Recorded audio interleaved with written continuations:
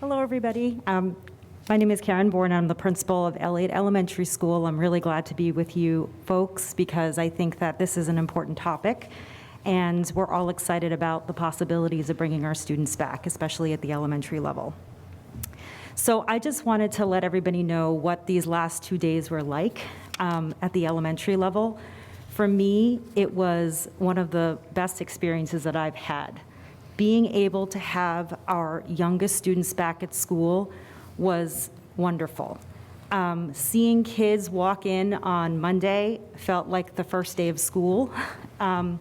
Lots of happy faces from parents and from students, knowing that they were going to have the opportunity to see friends that they hadn't seen since last year. So it was just a wonderful vibe throughout the building, and people were ready to get this program started. For teachers, I heard a lot of our K-2 teachers say how happy they were that they didn't have to plan for students at home. That took up a tremendous amount of their time, and they would often give up a lot of their weekends to make that happen. So that was definitely a plus for our teachers, and also they enjoy seeing all their students at once. So that was a really wonderful opportunity. In grades 3 through 5, I know that they've been working really hard to create schedules so that they could provide some more synchronous teaching to students in at least 2 different subject areas. So in grades 3, 4, and 5, our teachers are providing, or either the teaching assistant or the classroom teacher is providing assistance in literacy or math. So kids are feeling hopefully more supported. Of course, I haven't gotten the opportunity to get feedback from the at-home cohort as I do with the kids that are in the building, but it seems to be working really well. So overall, I just want to thank all of you in this room that were able to make K-2 happen. I think it's been really beneficial for our kids. So moving forward, I'd like to talk a little bit about what it would take at Elliot for our students in grades 3 to 5 to come back full-time. So Elliot, of course, is a new building. It's a large building, and although we're the smallest school, we do have the smallest population. So I want to let you know that the complications that I have are going to be different from every other building. In our building, we have we are very fortunate to have a very large space so our students can eat. So one of the biggest complications that I know we've had as principals is trying to figure out how we can have our students safely eat lunch. And I'd have to say at Elliot, we've been very fortunate because we have a large space. And so I feel very confident that if we bring our students back in grades 3 to 5, that's not going to be a problem, just like it's not a problem for grades K through 2. Specifically at Elliot, I would say that in terms of class sizes, the cap for the amount of space after we put out a ruler and make sure that we have 3 feet between students is about 20 to 21. We are not going to need to hire any additional staff to make that happen at Elliott School, so that's a plus. But at Elliott, I wanted to let you know that I am going to have to move students from one classroom to another. I'm mentioning that here in this room because although we had some families that were really excited about their K-2 students coming back full-time, we did have some families that didn't volunteer their students to move to another classroom. So I did get some families that were unhappy with the decision. And unfortunately, I am going to have to involuntarily move kids at the 4th grade level in our building. So that is, I would say, our biggest complication. I'm also going to have to think about special education supports and how I'm able to provide that equitably for the students. So the way that we cohorted kids was based on blue and gold cohorts. So we might have larger than average special education clusters. So that's the reason why I have to move kids from one group to another, because we have a blue and a gold cohort that are going to come together for the first time. So I would say overall, and I'm sure you'll hear from my elementary school colleagues what the complications are, but I feel confident that we are able to provide 3 to 5 fully in person for our students at Elliott School, but it's mainly because we are so fortunate about the space, the ample space that we do have in our building, so it's not a large complication for us. And once again, to thank everybody in this building for allowing our K-2 students to come back. I think it was the right decision, and especially seeing how everybody was doing this week. So thank you very much. Thanks, Karen. I'm going to, just so we get through everyone, because I want to make sure that we have time, if there's something that Karen said that you do not need to repeat, I'll ask that you mention something else so we can get a full view here. Jessica Peterson, I'm going to turn to you from the Newman School to share some highlights about opportunities and challenges. Sure. Thank you, everyone. I'd reiterate what Karen said about having our K through 2 students back. It definitely has been joyous to see them. You know, cutting right to the chase for Newman being the largest elementary school, depending on what is decided as far as the cap for each classroom, if we currently move to a cap of 17, which is what is at K through 2, Newman would need to hire 5 additional teachers. It was extremely challenging to hire the 3 teachers that we did.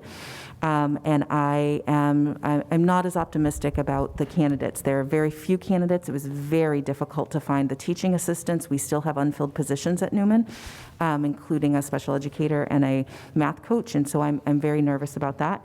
If the cap were to be somewhere around 20, we'd have to hire 3. If we're allowed to have 22 to 24 kids in a classroom, there's no additional teachers needed. However, I would need at least 80 desks. That's 80.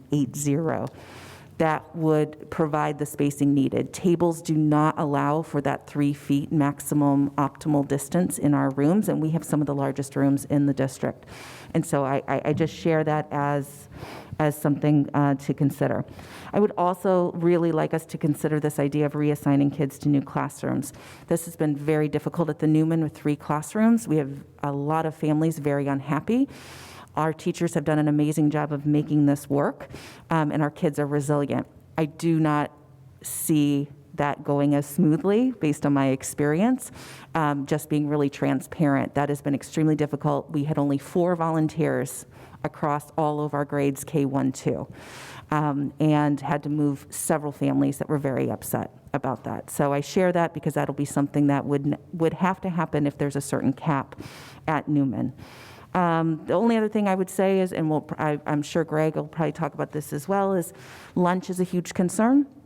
We currently have 80 kids split between the cafeteria and the auditorium. If everyone comes back, not to mention if remote academy students are also able to come back, we would increase at Newman to 120. We could not accommodate that without a tent of some sort and staffing to monitor that many lunch periods.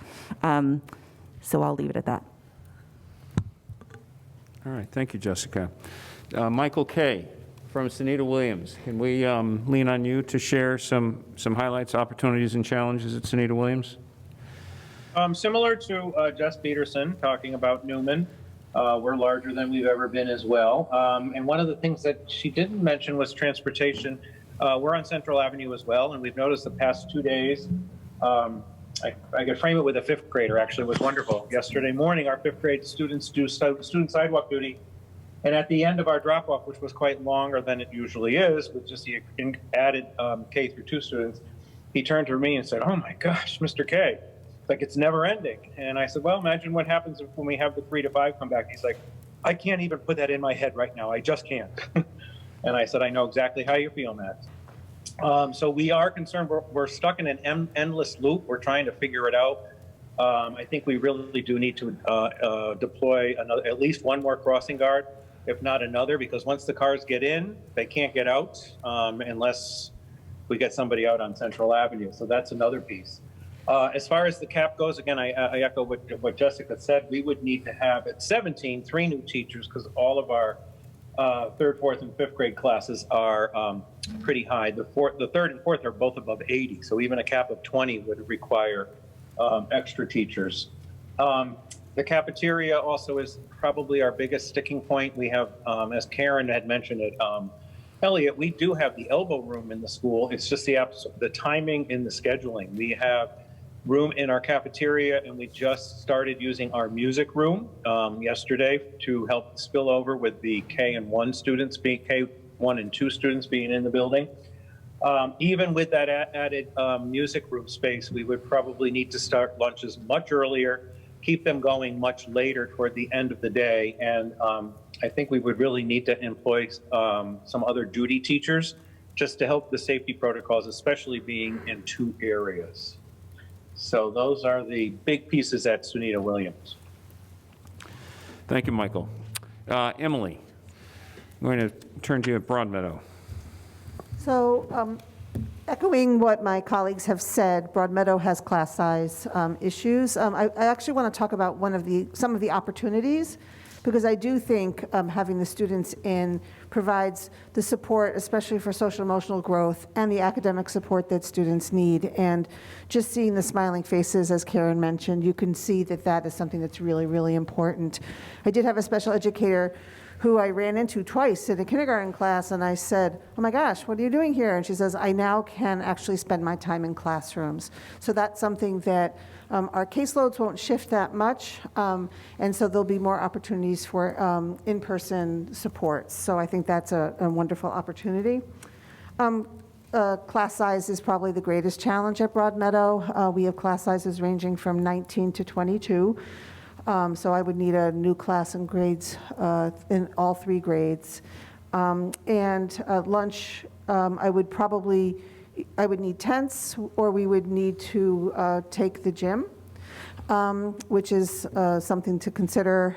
And not only duty teachers, but actually custodial staff, because thinking about the satellite locations for the cafeteria is something that's very taxing.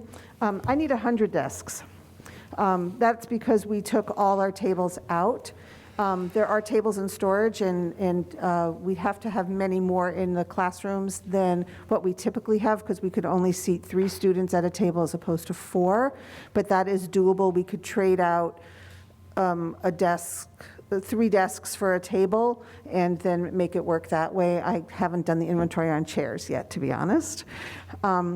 And I think that another opportunity that we have is to rethink some of our protocols that were developed at a time when we didn't understand the situation as much, and there's some safety and health protocols I think we can revisit, and that would give us some more flexibility and opportunities. Thank you, Emily. And Greg, the Mitchell School. Good evening. Good evening, everybody. Greg Bays from Mitchell. Thanks for convening this, Dan. The challenges I'll say that the first couple of days of having K-2 back at Mitchell has been amazing, and I think we as a staff are excited to have 3 to 5 back and committed to making that work. The challenges that are specific to Mitchell, although folks here have talked a little bit about space constrictions, Mitchell is the smallest school with the least available flexible space. We do have some good-sized classrooms, but what we don't have is many optional or swing spaces that could be used in the event that they're needed. So if we kept to a class size of 17, I would need 2 additional classroom teachers and would need to take over the library and the art room in order to make that happen. I then don't have office space for those staff to even have a car or do their planning. So space gets continually tight. I'm very fortunate that we have a big and beautiful tent at Mitchell. It's incredibly nice, and we're able to have all of our students, up to 109 students outside, spaced at 6 feet during lunch. It works beautifully. The problem is that as we think about that in planning is what to do in the event of a lightning storm or another weather incident that doesn't allow us to be outside under a metal poled tent. So I'd encourage my colleagues to think about that as well, because there are times when the tent can't be used. For us at Mitchell, that would likely require us to cancel PE or other specials and have students sit on the floor. I actually have alternate spacing for K, first, second, and third, but 4th and 5th grade, because of the numbers in the classroom, up to 23 and 24 students, would need to then go to another space like the gymnasium or the cafeteria, where there currently isn't any furniture, and we wouldn't be able to move it in at the last moment and dine on a hot spot on the floor. So those are my challenges. We would need additional furniture. We would need 122 additional desks. Everybody has their eyes on these desks right here, and they're going to take a couple of them with them and throw them in their car on the way out. All right, thank you. Thank you for that perspective. The thinking here is to share these opportunities and challenges with the experience of the principals here. I do want to offer to the school committee, after this workshop, Emily and I are happy to take you to a couple of the K1 and 2 classrooms so you can see what the setup looks like and what it looks like to have 17 students in a classroom and how they're set up before you go home. Jessica Downey, I'm going to ask if maybe you could share some opportunities and challenges with bringing kids back to High Rock. So currently we have 365 students at High Rock School, which is unheard of, because when we opened up in 2009, we had 427, and on average, we have 450 students every year. We know that High Rock has been at 100% capacity, which is why the town and the school committee has moved forward to really examine a future building plan for 6, 7, and 8. So we're fortunate that we have a small number of students, but it still comes with its challenges to get through this year. We would need our tents to return for lunch, so we could have a space outside, even when it's raining, where children will eat outside under the tents, because our cafeteria right now is meeting its maximum at 6 feet and servicing 42 students. We can't service more than that. And we have cluster sizes of 70 and 77 on a cluster, and they eat as a lunch.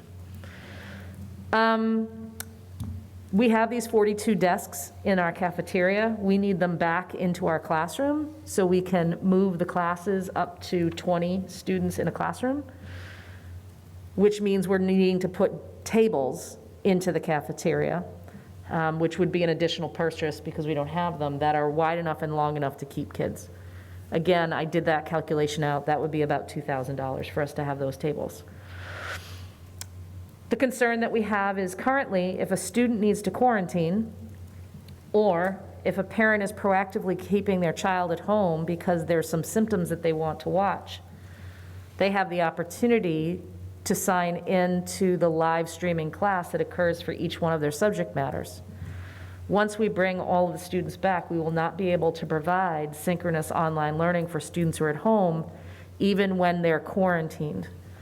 We quarantine students because they're close contact, and we also quarantine students because in our MOU it says students within the classroom, even if they were not close contact, would need to remain home. So that's an aspect that we need to look at as well. We do have some special ed challenges bringing the two groups together, as it's mentioned by our elementary colleagues, due to the fact that we'll have a larger group in one particular time. And we had some leaves of absences that we did not refill when the school year started, because we felt that since we had half the numbers of students, we could minimize our resources and still meet the need. But now our numbers are higher, so that need has come back up. April vacation would be a very good time for our custodians and our teachers to be able to move the furniture that needs to be moved and to set up those spaces to be appropriate. And that we could do that. My worry is whether or not we'll have time to receive the furniture that we need by the April 28th deadline for us to return back, as said by the commissioner. And the other bigger thing that we'll have to focus on is whatever the decision is with our Wednesday half day. If it's a half day on Wednesday, we're going to have to examine our schedule to figure out how our students do not lose momentum in their enrichment classes, which has had the largest hit of time as a result of being in this hybrid program. So that's all right now for High Rock. Thank you. Ms. Bibbo, can you talk to us about Pollard in grades 7, 8? Sure. Hi, Tamitha Bibbo, principal at Pollard. Thank you for having us tonight. So some opportunities. I think they were already highlighted by my colleagues around having all the students back in for their social, emotional, and academic growth. I think we're very excited about this opportunity. Similar to Jessica and High Rock, some of our big issues at Pollard would be we'd have to redo our schedule, which is not dramatic, but we'd have to think about our Wednesday schedule, how we support our students in our RLA, and reassigning students. We have 897 students at Pollard this year, just under 900. 80 of those are at RLA. If there's a choice for them to come back, right now our average class size is 22. That would go up probably to 23 or 24. We can do it with our 3 foot, distance. However, we would need some adjustments again to move some students into different classes to balance out some of our class sizes. Similarly, too, right now, when students are home, each teacher has one period where they're Zooming home to all the students. That would now be eliminated because they would have students in front of them. So if students are home for quarantine or are home sick, it would be like a traditional sick day in the past where there's not the ability to Zoom in. A few other things that we have at Pollard that are slight issues. The lunch, feeding 900 students is quite a challenge when we can only fit 100 in the cafeteria, and we have 4 lunches. So we would have to use our outdoor space. We do have a tent coming, which is exciting again. Our gyms potentially, which may bump some of our classes. With the tent outside, though, where it is, we have some drainage issues, and so students couldn't sit on the floor. And in the fall, we were able to use desks, but those will be repurposed back into classrooms where students need them. So, one of our neighboring towns has had the students sit on buckets upside down outside to eat lunch. And so that is something that we're exploring because you can't put a towel or a blanket on a wet space. So we are looking at that. It's unconventional, it's a little different, but it's working at a neighboring school, middle school, and we may have to also use something like that to be creative because we will have to have at least 130 students every lunch eating outdoors. If it's stormy, as Greg mentioned, we could use the gym. They're brand new gyms, so it's complicated with food in there, but also we would have to repurpose then classes. Lastly, I think one of the things that we've been thinking about is our hallways and our staircases. So Pollard only has 2 staircases, and one is up and one is down right now. And 900 students moving through 2 staircases is problematic. Half of the students moving through the 2 staircases has been problematic, and keeping 7th and 8th graders away from one another has been a challenge, indoors and outside. So we are exploring a possibility of having the students exit the building, walk around the outside of the building and re-enter the building. What that means is we would need supervision, not only for that in between passing times, but also for lunch. If we have lunches in multiple spaces, outdoors, gyms, auditorium, lecture hall, cafeteria, we just simply don't have the staffing to do that. So potentially hiring 4 to 5 aides or assistants that can help us for monitoring students inside and outside the building, and the staircases and the hallways and the lunches would be incredibly helpful. And one thing that we haven't discussed is we have a number of staff who are working remotely. And so not in RLA, student staff from Pollard working remotely. And so, as we return and all the students return, I'm curious to know about asking staff to return who have taken the year to work remotely.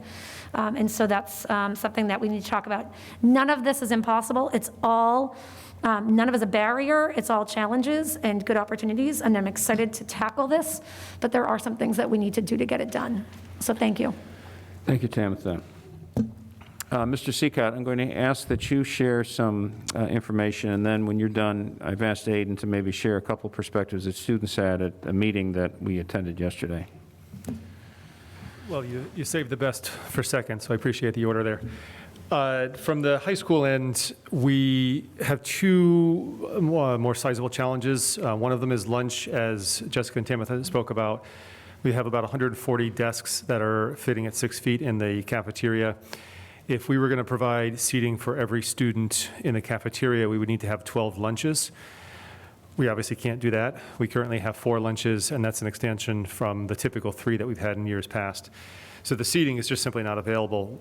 We would need to have open campus for 9th, 10th, 11th, and 12th, and not only allow them to leave, but actually encourage more of our students to leave to get lunches elsewhere so that we could make sure that we provided seats for those who were interested in being there for lunch.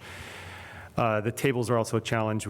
As I said, we have 140 desks in there. If we needed to populate all of our classrooms with the desks, those would need to come out. We would actually put in the old, or the tables that we've used in the cafeterias in years past, which actually brings that number down below 140 if that's what we need.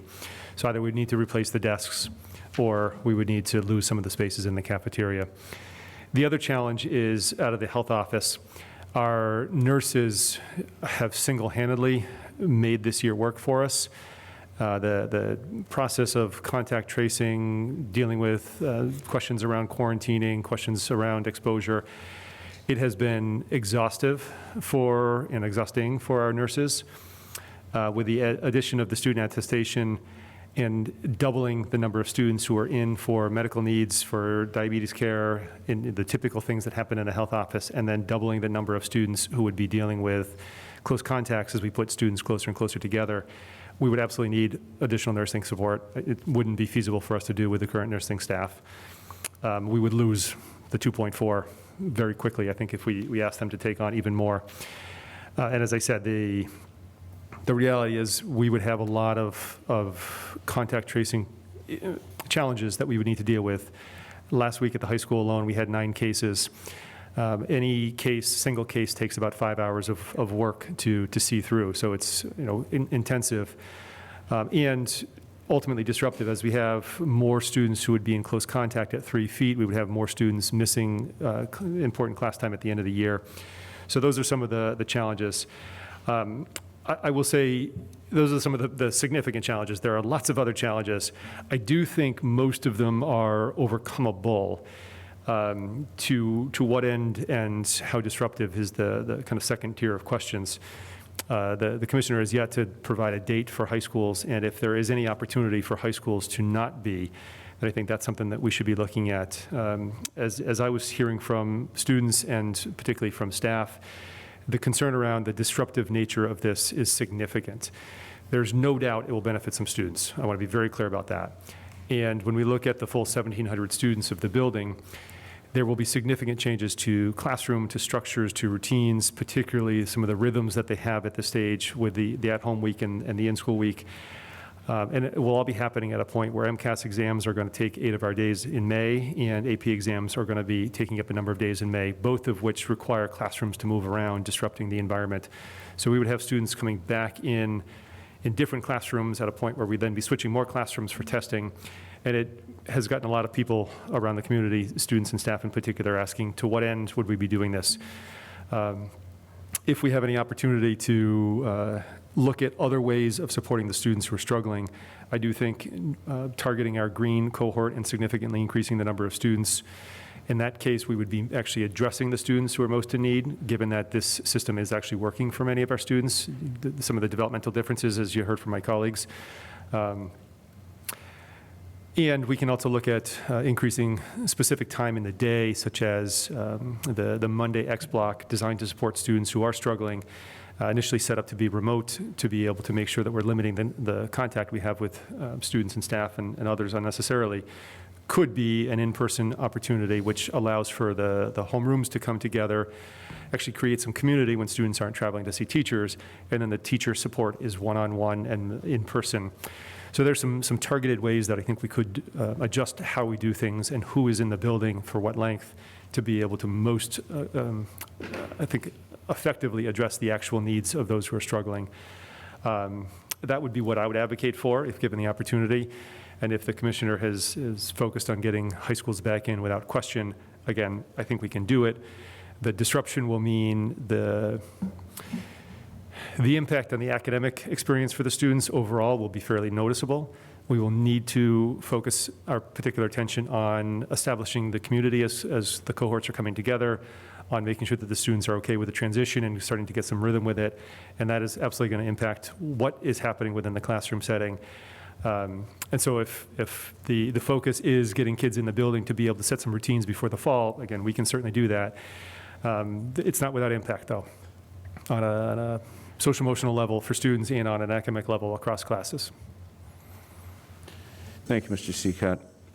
Aiden, Aaron, and I, and Andrea attended a meeting with about 40 high school students yesterday to get their perspective. And I'm just going to, I'm sensitive about time here because I want our school committee to ask questions. Maybe some high-level, some takeaways, Aiden, if you could share from the student perspective. Definitely, yeah. So just introduce myself. I'm Aiden. I'm the student rep in the school committee. I'm also on student council. And yeah, so yesterday we had an open student forum, and we got about 45 participants. We talked about the opportunities and also student concerns about going back. And students mainly talked about a few different things, about opportunities. They said they really wanted to get clubs back in person, and they also missed having homeroom, and homeroom is just a really nice kind of small community within the school where they get to know a teacher, they get to relax during the day. We also talked a little bit about those who are taking AP classes. Thought it would be a little bit more beneficial to be all in person together to study for their tests. And finally, we just talked, especially for seniors, I think the majority of seniors I've talked to really do want to get back into school. They just miss their friends, they miss their community, they miss their classmates. And I know we even talked to siblings of seniors, and they're also advocating for them. And even seniors were texting me last night after the event, just begging me to try to convince everyone to get them back in person. And some concerns, I think the main ones were around safety, so crowding the hallways and crowding in classrooms. And then also, like Mr. Seacott said, just disruptions in the schedule. I think this year has already been kind of turbulent enough for all of our students. And so I think they just kind of want some sort of routine. So I think it could be hard for many, and it could cause some anxiety and stuff like that. But yeah.